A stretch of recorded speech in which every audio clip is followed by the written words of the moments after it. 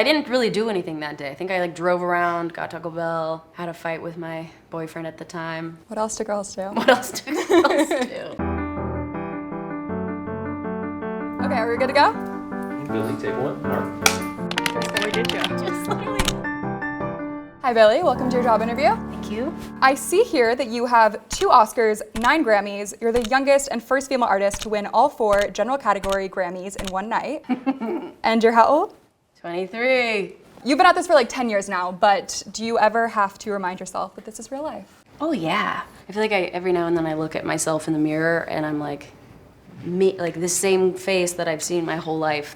I don't know, it's just really, really surreal, but it's been a wonderful ride and a very intense one. Over the past year, you've taken your 3rd studio album, Hit Me Hard and Soft, around the world, selling out arenas with more than 100 shows. What's different about this tour? This is the first time that I've done a show in the round where I'm not on just one side of the venue, I'm in the center and everyone is around me. I can never turn away from the crowd, I'm always looking at them. And at first I was really freaked out by it and I've grown to just completely adore it and love it so much. This is the first tour that my brother isn't on fully. He's come and visited me a couple times, but in general he's not on the tour, and so yeah. What is your favorite song to perform on this tour? One is Chihiro. I should start the show with that song, and I love it so much. That's one of my favorites ever. Are you running during Chihiro like the music video? I am... Do you fight the urge? I feel like everyone wants to run to that song. That's so true. I mean, I feel like I'm running the whole show, so yes, I am running during it all. And then Over Now, like the end of L'Amour extended version, I'm up on this lift and it's like all these lasers and it's so much fun and everyone's dancing. And I also love singing The Greatest, but honestly, like I really, really love this show. There's almost no part of the show that I'm like, ugh, I can't wait till this part is over, which is really kind of rare. During your shows in Manchester, you made an announcement that the fans might notice a few more cameras than usual. And since then, there's a lot of mystery over what this 3D project could be. What can you tell me? What can I tell you? Well, it's been a insanely amazing, surreal experience working with James Cameron.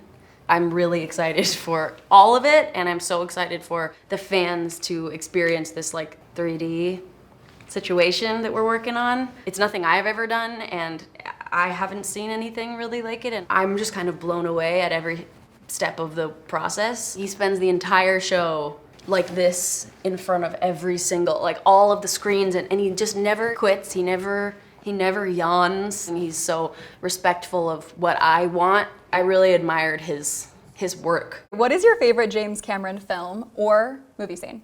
I love Titanic, and also I remember I watched it the day after I had decided to start swearing when I was 12. I literally remember the day I was like, I'm gonna start swearing now. And I was like, I like this. And then we all watched Titanic and we'd never seen it. I mean, the hand on the window scene was really impactful for me. Also like that drawing scene. You know what I'm saying? Oh, the whole movie. Yeah. Can you weigh in on the famous debate? Yes. Was there enough room for Jack? Yes, absolutely there was. It's so sick that that's a famous debate, because when I saw it, I was like, this bitch could have they could have switched places a few times. That's what I always thought. Bitch, get in the water and get him on the raft and then switch. I don't know. I mean, if you were there. If I was there. And also, like, she fell asleep. One of your previous collaborators, Charli XCX, has said that you were so cool when you were 14 and she was so lame at that age. Do you think your younger selves would have been friends? Oh my God, yeah, for sure. If she would have been my friend, I would have definitely been her friend. Maybe we would have made a little song then in our little bedrooms, because she was also making stuff when she was young. Also, I would have loved to just be rowdy with her then, as we are now. I love Charli so much. 12-year-olds deciding to swear. Yeah. Your sophomore album, Happier Than Ever, debuted at #1 in 20 countries. This album also marked a departure from your then signature look. How have you come to think about style today? I literally needed so bad to show that I could be anything I wanted to be, and I had been really put in this box, I had felt like. I needed to not just like, you know, get out of the box here, but I was like, no, I need to like do this, you know? And so I just went completely 360 because I needed to. It was just my way of expressing that like need of, I can be this and I can also be this and you don't have to, whatever. It wasn't me necessarily, but it could have been. And that's what I was trying to prove. And with that being said, These are for this photo shoot for today, and I'm so freaked out. I have these on my fingers. Oh my God. I used to wear nails all the time, especially in that Happier Than Ever era. And I'm like, it's weird to have these. So just know that this is just because of this shoot. Your debut studio album, When We All Fall Asleep, Where Do We Go, won Album of the Year in 2020. Tell me about the day you released it. The night that it came out, I performed on Jimmy Kimmel. I love Kimmel so much, and I performed Bad Guy for the first time ever. And then I had this like album release event. I called it the Billie Eilish experience, where you went into a room for each song, and the room had like a smell and a texture and a color and a number and a shape and da-da-da-da, all these silly synesthesia things that I am very passionate about. And the next day I got Taco Bell, and that was that. What did you get at Taco Bell? Like a million burritos. That's all I got. But that's all I remember. I didn't really do anything that day. I think I like drove around, got Taco Bell, had a fight with my boyfriend at the time. That was it. What else do girls do? What else do girls do? That album, When We All Fall Asleep, Where Do We Go, led to some of your most iconic music videos, like the one-shot one for When the Party's Over. Mm-hmm.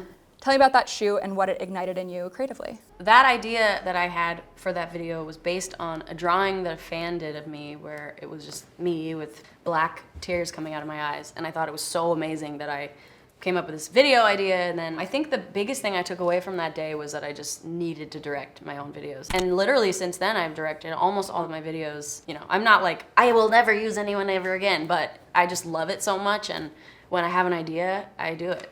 I've heard you talk about your career as if there's a before Bad Guy and an after. Which song do you think changed your life more, Bad Guy or Ocean Eyes? It's true. There is before Bad Guy and after, and things really changed. But Ocean Eyes is the only reason any of it happened at all. And without that song, like, there would be nothing. None of this. How do you reflect back on that moment all these years later? First of all, I can't believe that was 10 years ago. Like literally a week after Ocean Eyes came out, on SoundCloud with a free download link. Finneas called me. I was in a Starbucks. I was in between dance classes, and he was like, "Dude, our song has 1,000 plays." I remember the moment feeling like, this is my moment. This is my minute of fame, or whatever people say. And this is the best thing that will ever happen to me. Obviously things changed, and I can't be more grateful for that song. It's crazy that any of this happened. Yeah. I looked back at some of the earlier comments, and do you remember this one? Even from here, I can hear the sound of A&Rs everywhere freaking out. You replied to it. Did I? What did I say? Oh, that's so cute. I mean, truly, back then, every single comment was like mind-blowing, amazing. I was so overwhelmed with glee. I thought my life would be like this, and then pink, and then I would just... As part of this job interview, we of course had to check some socials, if you don't mind. Oh my goodness. You showed off a hidden talent in the video of you making vegan Dubai chocolate. Yes. Do you have any other recipes or go-to dishes you like making? I've been cooking so much and baking so much. My mom is an amazing cook. She made me a recipe book that's called Mom's Recipes, and I've been just going through it and making stuff. But dude, this Dubai chocolate is fire. Also, like, sorry internet, I know it's cringe, but it's so delicious. It is literally delicious. You once shared a photo with a blank wall that fans turned into the Billie wall. Yeah. What's the one fan project that has surprised you the most? This.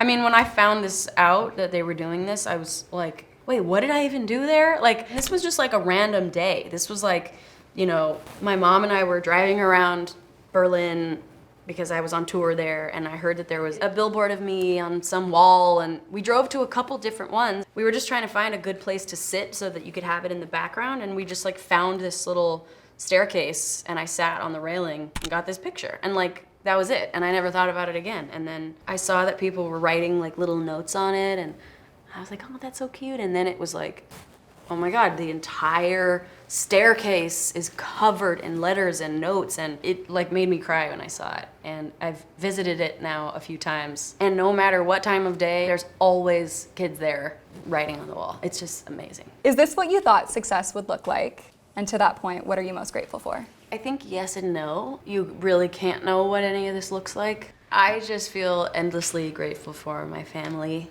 and my relationship to my parents and how supportive they have always been. and my relationship to my brother and how special that is. And this started when I was quite young, and I don't think I would have been able to survive it had it not been for my family. Honestly, I'm just grateful for everyone that I know, honestly, and everyone's health, and that everyone that I know was ever born. I'm grateful for it. It's really sweet. Is there anything I should have asked you? Will you hire me? We'll get back to you. Okay. We have to call your reference. Okay. Thank you so much.